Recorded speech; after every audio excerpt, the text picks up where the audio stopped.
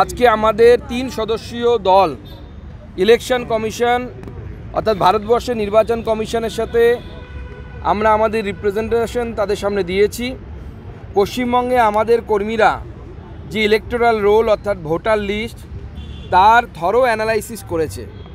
Analysis করে আমরা গোটা পশ্চিমবঙ্গে যে ভোটার রোল তাতে প্রায় 17 লক্ষ ডুপ্লিকেট নাম পেয়েছি। 17,14,066টি, আমি আবার রিপিট করছি, 17,14,066টি ডুপ্লিকেট নাম পাওয়া গেছে।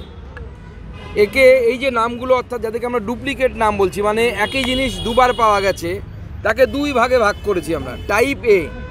টাইপ এ যাদের এপিক নাম্বার সেম, এরকম নাম পাওয়া গেছে হচ্ছে 32,886, অর্থাৎ 32,000 নাম, 886 নাম, মানে প্রায় 33,000 নাম আমাদের ভোটার লিস্টে আছে, যাদের নাম 2 জায়গায় আছে ভোটার লিস্টে, যাদের এপিক নাম্বার 1।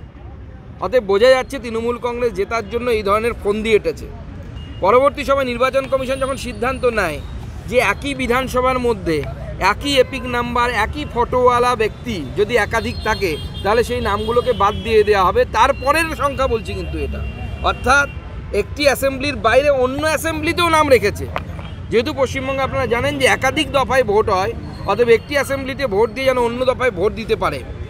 শুধু তাই নয়, তৃণমূল আরও কিছু চালাকি করেছে, আমরা ধরতে পেরেছি। সেটা টাইপ বিতে দেখা যাচ্ছে যে এপিক নাম্বার মিলছে না, কিন্তু নাম এক, রিলেটিভ অর্থাৎ বাবা বা মায়ের নাম থাকে, আপনারা জানেন ইলেকটোরাল রোলে, তার নাম এক এবং ঠিকানা এক, এবং এজ এক। 4টে প্যারামিটার আমরা দেখেছি, এজ সেম, ঠিকানা সেম, বাবা মা মায়ের নাম এক, এবং তার সাথে এজও সেম। আমি বলছি তো এই এতগুলো অ্যানামলিস পাওয়া গেছে 16,81,180 খানা। এটা তো কোইন্সিডেন্ট হতে পারে না যে ভোটার লিস্টে 16 লাখ লোক এমন থাকবে যাদের বাবা মার নামও এক, নিজের নামও এক, আবার ঠিকানা এক, আবার এজও এক, এপিক নাম্বার শুধু আলাদা। এই অদ্ভুত ধরনের ঘটনা একমাত্র পশ্চিমবঙ্গেই সম্ভব। এছাড়াও আমরা নির্বাচন কমিশনকে জানিয়েছি যে পশ্চিমবঙ্গে বিশেষ কিছু এলাকায়, সেই এলাকাগুলোতে যারা 18 বছর হয়নি, 14-15 বছর বয়সী বাচ্চাদের, তাদের নামও তুলে দেওয়া হচ্ছে ভোটার লিস্ট। এটা আমরা মৌখিকভাবে জানিয়েছি।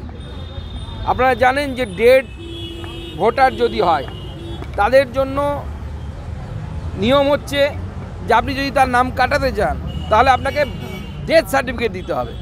এবার একজন কোনো পলিটিক্যাল ওয়ার্কারের পক্ষে এটা সম্ভব নয় যে কোনো একটি বাড়ি থেকে ডেথ সার্টিফিকেট চেয়ে নিয়ে এসে সেটা দেওয়া। সেটাও আমরা নির্বাচন কমিশনকে জানিয়েছি।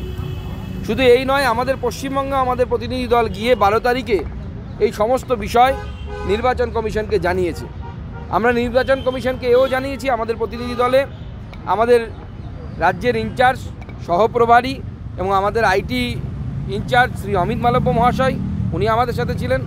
আমাদের ওম পাঠকজি, প্রাক্তন আইএস অফিসার, তিনি আমাদের সাথে ছিলেন, যিনি আমাদের দলের হয়ে পুরো বিষয়টি দেখাশোনা করেন। এবং পুরো বিষয়টি আমরা নির্বাচন কমিশনকে বুঝিয়েছি যে পশ্চিমবঙ্গে যদি সত্যিই ফ্রি অ্যান্ড ফেয়ার ইলেকশন করতে হয়, তাহলে পরে পশ্চিমবঙ্গের ইলেকটোরাল রোলের কারেকশন করতে হবে। এবং প্রায় 1 বছরেরও কিছুটা বেশি সময় এই মুহূর্তে নির্বাচন কমিশনের কাছে আছে। অতএব এখন থেকে যদি তারা চেষ্টা করেন, তাহলে এই কারেকশনগুলো করতে পারবেন। নির্বাচন ফ্রি অ্যান্ড ফেয়ার এবং নির্বাচন ঠিকভাবে হওয়া উচিত। জয় পরাজয় পরের ব্যাপার, কিন্তু যদি নির্বাচনই ঠিক মতো না হয়, তাহলে পাবলিকের যে ম্যান্ডেট, সেই ম্যান্ডেট সঠিকভাবে প্রতিফলিত হয় বলে আমাদের মনে হয় না।